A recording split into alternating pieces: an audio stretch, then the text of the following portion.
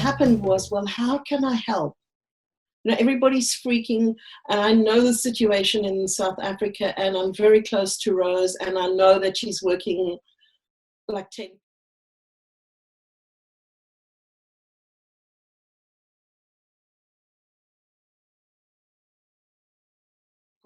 And it's how can I, in my luxury and coziness of my place in Australia, with government support, with every support that we've got here, it was how can I help her? South Africa is such a particular place because we have enormous wealth and enormous poverty. And how to match those two has been something that Baz and I have done for about 20 years, is trying to say, what do we need to do to create something that's actually going to serve people on the ground who don't have much without it really taxing other people. You know, it's like Baz used to say sometimes he felt like he was a bit of a Robin Hood person, because we would try to get projects matched with donors for feeding people what we believe is the right formulation to make someone's nutrient status be adequate to their day. In the food industry, there's a practice in Africa which is where you dehull and degerm food, maize or grains, and that is what people eat as their staple, is the dehulled, degermed. So it has meant that we have 4 to 5 generations of people who are very accustomed to eating a stodgy food that doesn't really nourish them. So we wanted to address that in a nutrient-dense portion.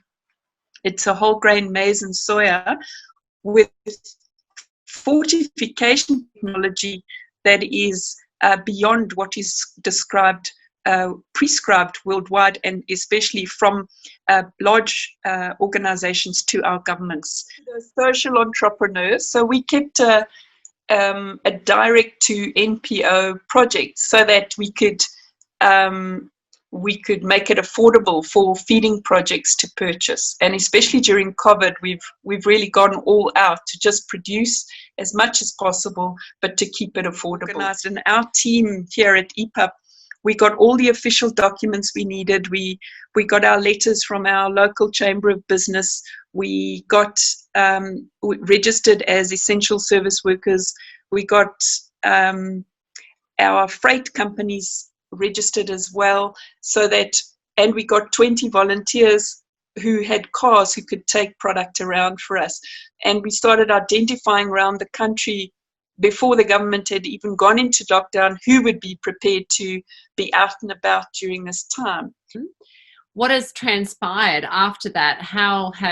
Because I know that Leeorah is working on, creating a fundraiser to also encourage more awareness to what it is that EPUB does on the ground there in South Africa.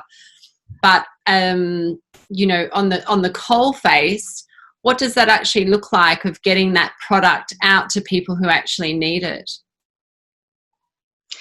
What it means is, so we have 3 levels. The one would be the projects that normally would be doing feeding. They've had to double their offtake because children are not getting fed in school. There are still some feeding points, but mostly people have to stay at home. So it's been a whole different delivery, plus they've had to have more stock. So we doubled up on stock to projects. Immediately we heard about lockdown coming. And then the second thing is relief to those that are not on feeding projects.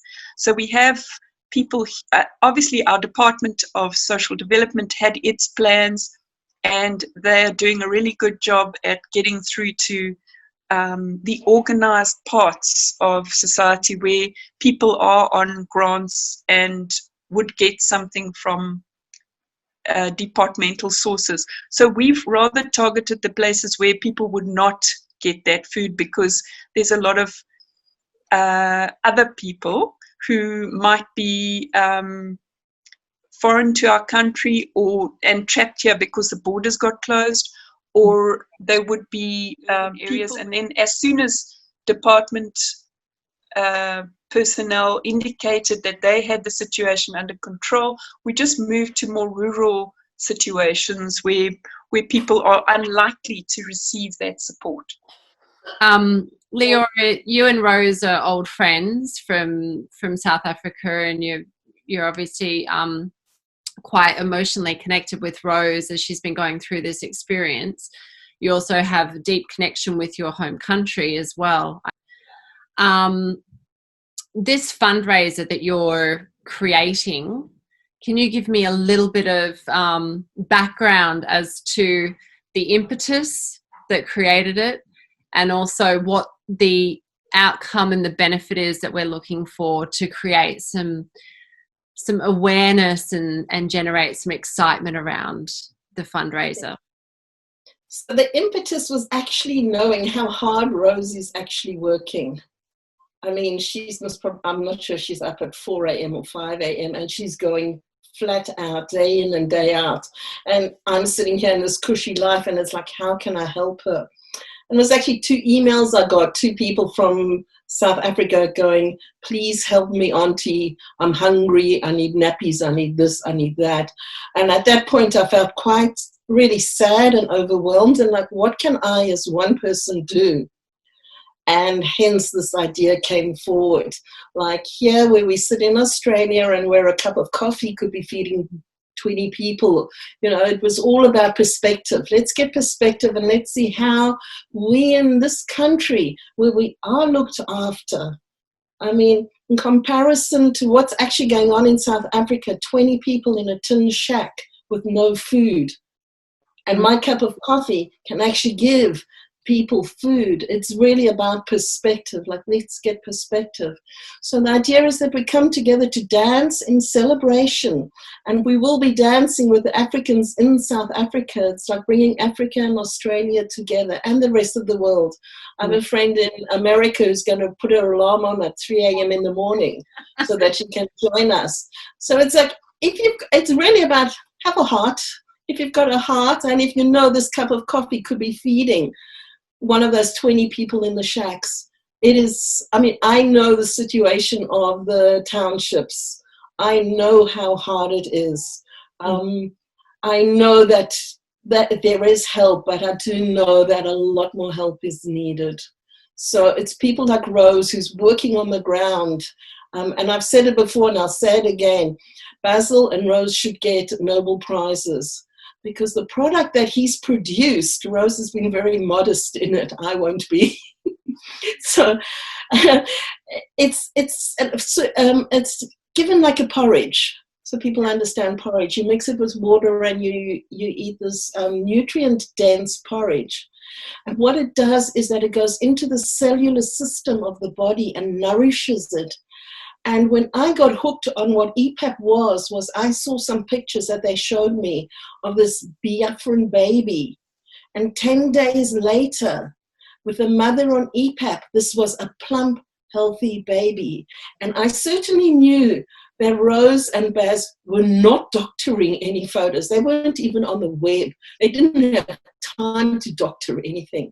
So what they are doing is ground level, real work, nourishing people. The price of the ticket to gain entry into this online Zoom fundraiser, which sounds so fun, and African dance party with African DJs, and also for such a good cause, how many people can a $15 ticket actually feed? I'll answer that. So it's 81 people. 81 people from one $15 ticket. Yeah. And so what I found in COVID, you could either get hysterical and worrying about touching your actual money and spraying it and wiping it, and my attitude was just give. Instead of start hassling about cleaning your money, give. Just give. It's $15, which is not much, to support 81 people on my $15. So, and people are buying more and they are donating. So people that are hearing about it, you just feel good.